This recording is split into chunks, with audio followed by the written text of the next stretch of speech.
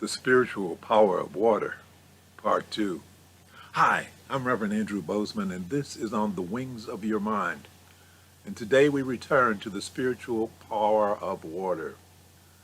Yesterday we had a discussion about the power of water, and at that time, yesterday, I pointed out that water is all around us and it's critical to our survival. It's much more than just the liquid we need to drink in order to stay hydrated. It's much more than a place to sail our boats or a medium in which to swim and play on those hot summer days. No, water is much more than that. Considering the fact that over 70% of the Earth's surface is water, about 60% of our body is water, then water is a great deal more important than we give it credit for being. So yesterday I discussed the ways in which our emotions and our thoughts can affect water, as illustrated by the work of Dr. Masaru Emoto, who published a book in 2005 entitled The Hidden Messages in Water. Now in his book, Dr. Emoto claims that our emotions can have an effect on water and showed how negative emotions disrupted the ability of water molecules to form crystals. And then on the other hand, our positive emotions enhanced the ability of water to create crystals and in essence created beautiful shapes. So based upon the theories in his book, then the concept to urge you to pay attention to what you think and express emotionally. That's because what you think and what you express emotionally can affect the water in your body in negative or positive ways depending on your emotional state. That was yesterday. Today I'm changing the direction of our exploration. Today, instead of examining how we affect water, we're going to examine how water can affect you, can affect us. Please remember to click on the thumbs up button below, and if you haven't already done so, please choose to subscribe. At least that's if you're on YouTube. If you're watching this on Facebook, please choose to follow and click on the like button. Remember, I'd love to hear your thoughts, comments, suggestions, ideas, so please use the chat box, which is on the right side of the screen if you're in YouTube, and which is below the video if you're in Facebook. Okay? So back to work. Water. Water has the power to help our bodies heal. Using water to heal is a behavior that's been recorded since the Bronze Age, which was over 5,000 years ago, but it probably existed hundreds of years before that. First of all, immersing yourself in water is psychologically soothing. Why? Well, it's believed that life on Earth originated in water and then eventually moved up to land. So since most of our body is already water, and since humanity originally came from water, and as babies in the embryonic stage, we developed in the womb in water, we are in effect returning to the womb of Mother Earth. And that calms us down at a very, very deep level. It's because of water's calming effect that millions of people can testify to the value of closing the bathroom door and sinking into a nice, warm bath. Being caressed by that warm water is almost magical. Doctors who specialize in the problems of the muscles and joints include water as a big part of their treatment methodologies. It's called hydrotherapy. Now, hydrotherapy is the use of water in the treatment of different conditions, including arthritis and related rheumatic complaints. Hydrotherapy is different from swimming. It's different from swimming because in hydrotherapy, the water is much warmer than it is in the swimming pool, and it uses different body movements. It's the warmth of the water that eases the pressure on the muscles and causes them to relax. It's the buoyancy of the water that eases the pressure of gravity on your body because it supports your weight. So we have a reduction in gravity and the warmth of the water that allows your muscles to relax. And as they relax and the pressure is off the joints, it also eases the pain in the body. So, so hydrotherapy is a very effective tool for making the body heal and feel better. Now, spiritually, water has been a symbol and an all-important instrument of spirituality and higher consciousness for thousands of years, literally thousands of years. Water is one of the basic elements in spiritual practice. It's necessary for purification. For instance, it was used to cleanse the earth by God when Noah built his ark, cleared everything out. John the Baptist used it to purify Jesus in order for Jesus to become the Christ. And that was an act that's been recreated billions of times since then. Billions of times. That's the act of baptism. Water is one of the 4 basic elements in spiritual practices of Native Americans and other indigenous people. Earth, air, fire, and water. It's also used in Western esoteric practices. Earth, air, fire, and water.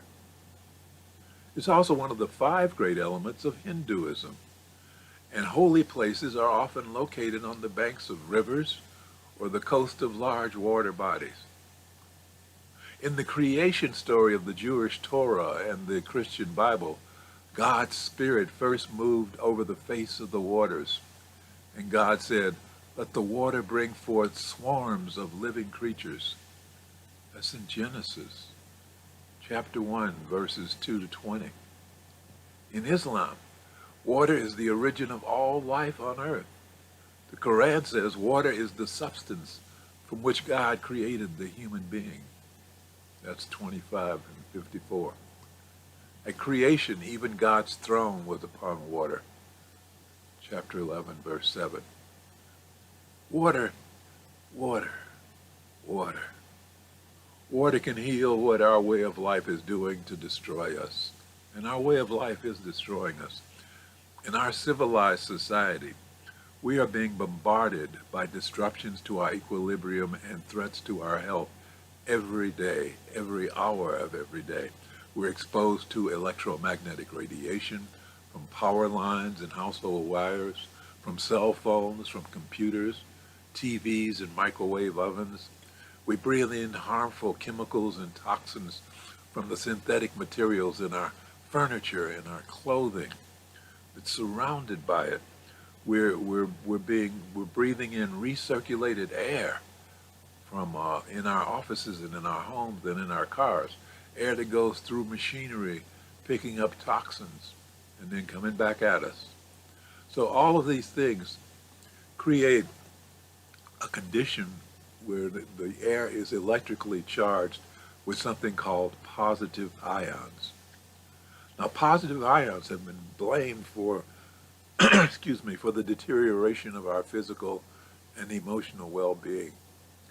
It's believed that positive ions have a role in decreasing our immune system and speeding up the aging process. Positive ions in our body are called free radicals, and they set up an electrical imbalance in our bodies. So a positive ion is an atom that has lost an electron and seeks to replace it by stealing it from other electrons in order to restore its balance. So they steal electrons from healthy cells. And when they steal the electrons, they cause damage to those cells because then the cell goes into an unbalanced state and begins to display erratic behavior. Sometimes this leads to cancer. So the effect on our bodies in a supercharged positive ion environment is that it keeps our bodies in a hyperstate which can cause things like poor concentration, headaches, depression, allergies, excessive fatigue.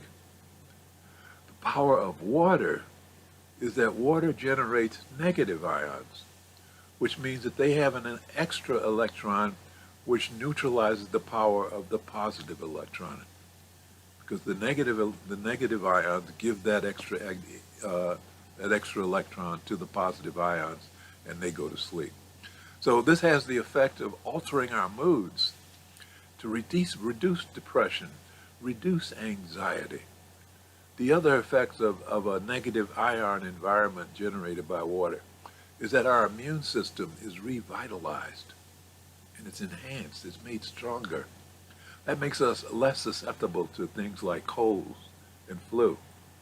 Another benefit that negative ions from water gives us is that it increases alertness because it reduces the grogginess and fatigue caused by the abundance of positive ions that always have us charged up. And the power of water increases our ability to concentrate because it slows down the energy that overloads our brains. It slows that down and gives our brains a chance to settle in and focus. Focus. Free radicals destroy that focus. The water and its negative ions relieves the pressure in our sinuses. It relieves the pressure from migraine headaches. It even reduces the effects of asthma and increases lung capacity. Wow. Sounds like Dr. Buzzard's magic elixir, doesn't it? In a way it is, but these benefits are created by nature, by water, not some chemicals in a bathtub. You know, our bodies were built to be in nature. We were built to be in nature. We were built to be among the trees. We were built to be near the rivers and streams and lakes, because that's where the negative ions are. That's what keeps us in balance, the negative ions. But city living has taken that all away from us. All those benefits are now gone. We're under this pressure from the positive ions, and we don't have a way to recover. We've got to find a way to recover, and it is through water that we need to recover.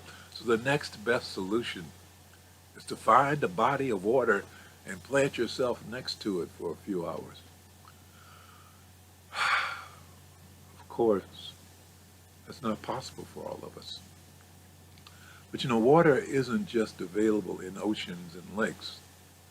You can get the benefits of the healing power of water in other ways, like waterfalls or even outdoor water fountains, that are spraying water, like the ones in front of buildings. You can even have a water fountain in your living room. That's right, one of those home water fountains in your home can begin to help you refresh yourself, revive yourself. Because not only is there the calming sound of that water flow and the visual stimuli of that beautiful fountain and the artistic beauty of it, but water features, as they're called, no matter what size they are, improve the air quality in the room they're sitting in because of the running, splashing water. You see, negative ions are produced when water is splashed or sprayed, like in ocean waves or waterfalls. So boom, there you got it, some negative ions. But since it also is done by spray, if worse comes to worse, even spraying water into the air from a spray bottle is a good idea. I'll admit that's a lot of spraying, but the effect is the same. Through the spray, you are creating negative ions, which are going to help you find balance and revitalization through counteracting the effect of positive ions, which are all around us. Another great source for that kind of water, that spray, that splash, is in the middle of a rainstorm. That's right. There's lots of water falling and spraying when you got a rainstorm. So in the next rainstorm, why don't you step out into the rain and let it rebalance your energy? Yeah. Not in a real bad electrical storm, but, we have lots of showers, as it were. So get out and enjoy one of those summer showers and rebalance your energy. Water. It not only rebalances your energy, but it's a spiritual energy receptor and container. Water holds energy and redistributes it. You know, priests charge water with prayer to create holy water that's then sprinkled to get the effect. Healers charge water with healing energy to enhance its effects when it's swallowed. Plants that are watered with charged water actually grow faster and larger. Spiritual mythology states that water can protect you from vampires. And the Wizard of Oz even tells us that water melts even evil witches. But most importantly, the peace of mind that comes with accepting the benefits of the power of water into our lives cannot be matched by anything else. Peace of mind. That peace of mind can take us to higher levels of consciousness that would not be achievable without the benefits of water. Water is so significant. Water is so powerful. Water is so useful. Water is critical to our survival, not only because of its healing properties, but because we are almost totally water. So we need water to maintain life. We need it. So I say, let us honor water for its significance to us. Let us appreciate water for its benefits to us. And let us enjoy water for the pleasure it has to share with us. Water, water, water. Thank you. Let's close with prayer. Thank you, Infinite Intelligence, for bringing all of us together in this life so that we may become spiritual warriors and joining the work we have come here to do. Thank you, Infinite Intelligence, for bringing us into this space of awareness and a deeper understanding of ourselves and our relationship to life and infinite intelligence. Thank you for showing us who we really are. We open our minds and hearts to the truth of our being. We are the children of God. We are individualized expressions of infinite intelligence. And because we are part of the greater whole, we're beginning to understand our value to the continuity of life on this planet. As we become channels of your power, infinite intelligence, we can feel your presence within ourselves and within our lives more and more. We know that as we feel your presence within our lives every day, we will rise because we are no longer cut off from you by being immersed in the darkness of fear, anger, and the pain of unforgiveness. So we are now restoring our connection through the grace of forgiveness, knowing that as we learn to forgive ourselves for the pain we have caused to ourselves, and as we learn to forgive those who have inflicted pain upon us, our connections will grow stronger, and our lives will grow happier and healthier and more prosperous. And for this, we are truly grateful. As above, so below. As within, so without. And so it is. Amen. Thank you.